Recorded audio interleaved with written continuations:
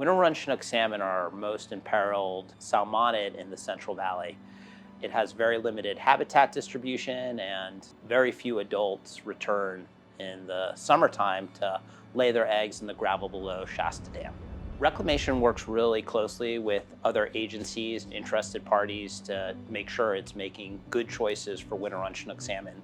Reclamation increases habitat for spawning and rearing winter run Chinook salmon downstream of Shasta Dam. Also works closely with the Fish and Wildlife Service on managing the hatchery population of winter run Chinook salmon at Livingston Stone National Fish Hatchery. But probably most important, Reclamation's responsible for managing temperatures and flow out of Shasta Dam and ensuring that cold water and flows are amenable for the different life stages of winter run Chinook salmon that live in the Sacramento River. As part of the proposed action, Reclamation's working with other agencies and interested parties to make sure that we can have the water necessary and take other actions as part of our action suite to ensure survival of winter run Chinook salmon during the summer and fall when eggs and young fry are in the Sacramento River.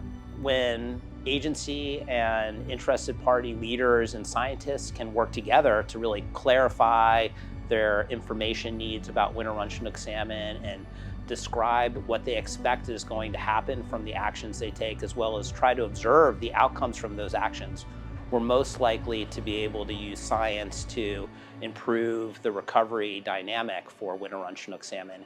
And that includes habitat restoration, hatchery actions, and other actions that improve survival for winter run Chinook salmon.